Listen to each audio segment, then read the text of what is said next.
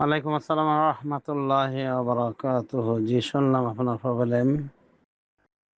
তো কথা হলো, আল্লাহ তো বলেছেন যে ফামান কানা মিনকুম মারিদান আও আলা সাফার ফাইদ্দাতুম মিন আইয়ামিন উখার।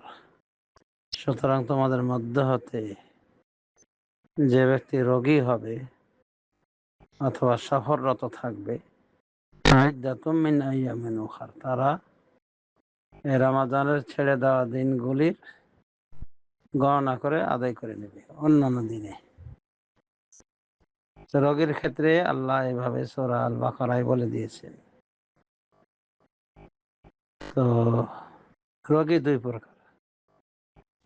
এক প্রকার রোগী পার্মানেন্ট রোগী, মানে তার ভালো হওয়ার কোনো আশা নাই, ডাক্তাররা বলেছে যে উনি এর অবস্থায় রোজা রাখতে পারবেন না, রোজা রাখলে চরম ক্ষতি হয়ে যাবে। স্থায়ী রোগী যদি হয়, যেমন ক্যান্সার ইত্যাদি রোগী, তার স্থায়ীভাবে রোজা পরিত্যাগ করবে এবং ফিদিয়া দিয়ে দেবে। আর এক প্রকার রোগী হলে আশা করা যায় ভালো হয়ে যাবে, হয়তো সাময়িক অস্থায়ীভাবে রোগটা তাকে ধরেছে, কিন্তু পরে আশা করা যায় ভালো হয়ে যাবে। এমন আশা থাকলে যে রোজাগুলি রাখতে পারবে না, এই রোজাগুলির পরে কাজা আদায় করে নেবে। এটাই হলো নিয়ম। এখন আপনি কি পর্যায়ে আছেন? তো আশা করি হয়তো পার্মানেন্ট রোগী নাও থাকতে পারেন। যদি আশা থাকে যে ভালো হয়ে যাবেন, তাহলে আপনি ওই যে রোজাগুলি একান্ত রাখতে পারছেন না অস্বাভাবিক কষ্ট হওয়ার কারণে, এই রোজাগুলির পরে কাজা আদায় করে নেবেন। যখন দিন ছোট হবে সমস্যা হবে না, ভেঙে ভেঙে আদায় করলে হবে, সারা বছর টাইম থাকলো। তো আপনি এটা করবেন। যেহেতু স্থায়ী রোগী, হয়তো বা আপনি নাও হতে পারেন, আপনার চিকিৎসার মধ্যে ভালো হয়ে যাওয়ার আশা আছে, হয়তো চিকিৎসা করবেন, ট্রিটমেন্ট করাবেন ভালো ডাক্তারকে দিয়ে, আশা করি সুস্থ হয়ে যাবেন। এটাই হলো নিয়ম। যে রোজাগুলি আপনি রাখতে পারবেন না বা অতিরিক্ত কষ্ট হচ্ছে, ছেড়ে দিবেন এবং ওগুলির কাজা আদায় করে নেবেন। এবং পুরো এক বছর টাইম, মানে একটা রোজা রাখলেন 100 দিলে, এভাবে 3 দিন 4 দিন, তো এটা তো সহজ হয়ে গেল। এভাবে আপনি কাজা আদায় করবেন, ঠিক আছে? আর যদি একান্ত পার্মানেন্ট রোগী হয়ে থাকেন, ডাক্তার বলছে কোনোদিনই এই রোগ ভালো হওয়ার সম্ভাবনা নাই, যেমন বললাম ক্যান্সার ইত্যাদি বড় বড় রোগের রোগী, তখন ফিদিয়ে দিলেই হয়ে যাবে। তো আপনি নিজের অবস্থা ভালো করেই জানেন, সেই হিসেবে আল্লাহকে ভয় করে চলবেন।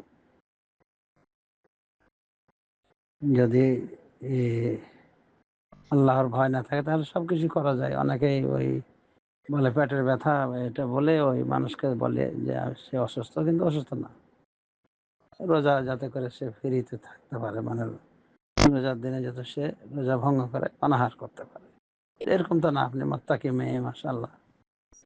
তো আশা করি আপনি আল্লাহকে যথাসাধ্য ভয় করবেন, ঠিক আছে? যখন আমি রোজা রাখতে পারবো না, একান্ত কষ্ট হচ্ছে, বাদ দিয়ে দিবেন। যেদিন পারলেন সমস্যা নাই, রেখে দিলেন, এতটুকু করতে পারেন।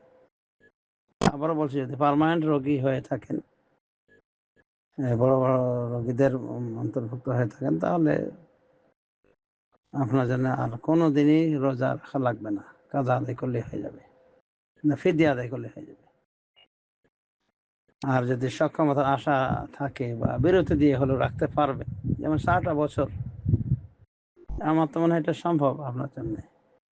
তো এরকমই করবেন, ঠিক আছে? যে কটা রোজা রাখা কষ্ট হয়ে যাচ্ছে, আপনি ঠিকই সাহারি খাবেন, নিয়াত করে সাহারি খেয়ে নেবেন এবং আল্লাহর কাছে সাহায্য চাইবেন যেন আল্লাহ সহজ করে দেন।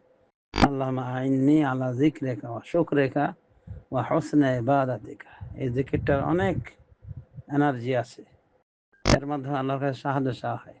আল্লাহর জিকিরে, আল্লাহর শুকরের ক্ষেত্রে, আল্লাহর সুন্দর ইবাদত করার ক্ষেত্রে। তো হয়তো আল্লাহ আপনাকে সাহায্য করতে পারেন। এবং রমাজান পুরোটাই দোয়া কবুলের মাস, রাতে এবং দিনে সারা বছর দোয়া কবুল হয় সায়েমের। দোয়া করবেন আল্লাহ যেন আপনাকে সুস্থ করে দেন এবং সিয়ামে রমাজানের মতো একটি গুরুত্বপূর্ণ ইবাদত ভালোভাবে পালনের তৌফিক দেন। আর এইভাবেই সিয়ামটা আদায় করার চেষ্টা করবেন। যেদিন কোনো সমস্যা হবে না, রাখতে পারছেন বা অতিরিক্ত কষ্ট হচ্ছে না, রেখে দিবেন। আর যেদিন কষ্ট শুরু হয়ে গেছে, অনেক পরিত্যাগ করবেন। এর থেকে আর ভালো কিছু আমি আপনার জন্য পাচ্ছি না। যাই হোক,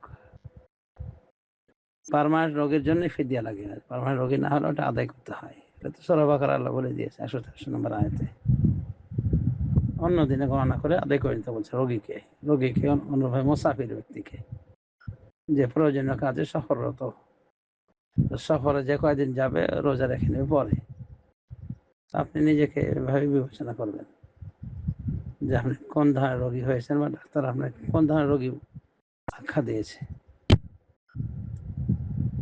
আর আল্লাহ আপনাকে পরিপূর্ণ সুস্থ করে দিন, সমস্ত জটিলতা সহজে পরিত করে দিন, আমিন। এবং এই রোগ থেকে শিফায়ে কামিল আজিল দান করুন, আমিন। সাল্লাল্লাহু আলা নবিয়িনা মুহাম্মদ ওয়া আলা আলিহি ওয়া সাহবিহি আজমাইন। ওয়ালাইকুম আসসালাম ওয়া রাহমাতুল্লাহি ওয়া বারাকাতুহু। জি, মাসআলাটা শুনলাম যে কোনো লোক স্বেচ্ছায় রোজা ছেড়েছে দিনের বেলায়, অনাহার করে, তো তার ক্ষেত্রে করণীয় কি?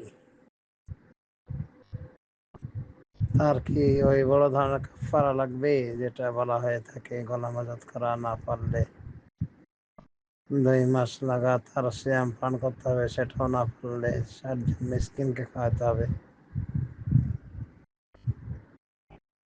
এরকম কাফারা ভরতে হবে নাকি অন্য কোনো বিধান আছে? এটাই ছিল জানতে চাওয়ার বিষয়। তৌফিক। জেনে শুনে পানাহার করা কবিরা গুনাহ অবশ্যই, এমনকি জেনে শুনে কেউ যে ঠান্ডা মাথায় ভাবে পরিত্যাগ করে রোজা, তাহলে সারা জীবন রোজা রাখলেও শ্যাম আদায় হবে না, একটা শ্যামের ফজিলত পাওয়া যাবে না বলে কিছু আলেম উল্লেখ করেছেন, ফতোয়া দিয়েছেন।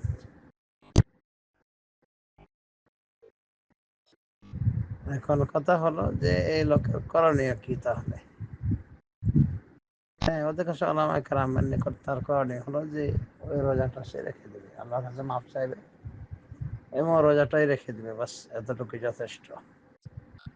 আর হানাফি মাযহাবে ইচ্ছাকৃত রোজা পরিত্যাগ করলে, অনাহারের মাধ্যমে পরিত্যাগ করলে ওটা কাফারা দেওয়া লাগবে, যেটা জেহারের কাফারা, এবং যেটা সূরা মুজাদালায় বলা হয়েছে, অর্থাৎ একটু আগে যেটা বলা হলো।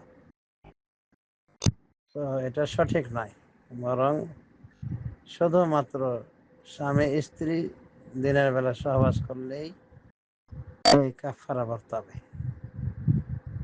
রোজার কাজা আদায় করার পাশাপাশি এই কাফারা বর্তাবে, গোলাম আজাদ করবে সে অপশন তো এখন নাই,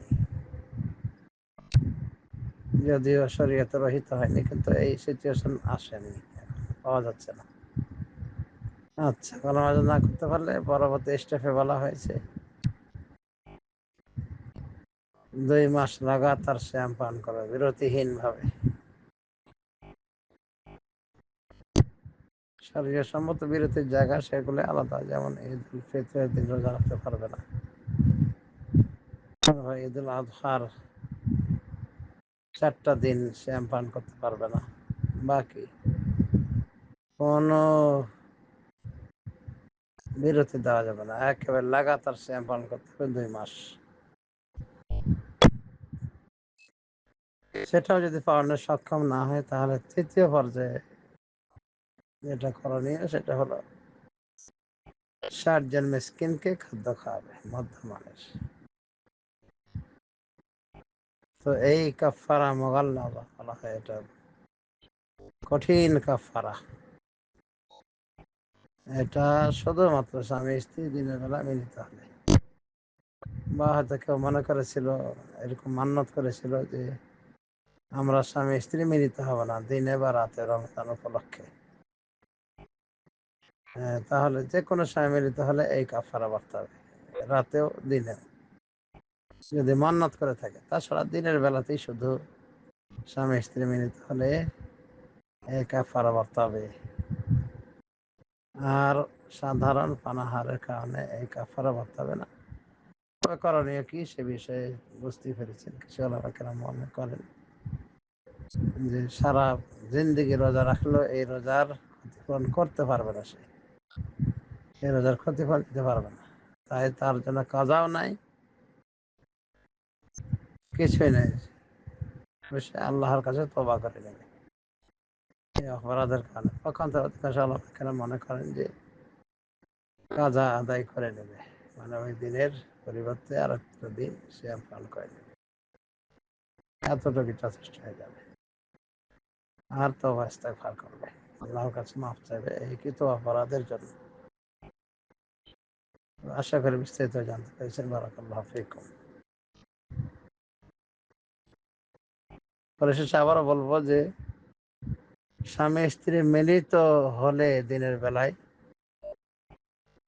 এই কারণে ওই বড় কাফফারা লাগে, এছাড়া সাধারণ পানাহারে এই কাফফারা লাগে না, এবং এই মর্মে সহিহ কোনো হাদিসও নাই। তবে হানাফি মাযহাবে আছে, কাফফারার কথা আছে, সেটা অবশ্যই পরিত্যাজ্য দলিল বিরোধী হওয়ার কারণে। আল্লাহ আলাম।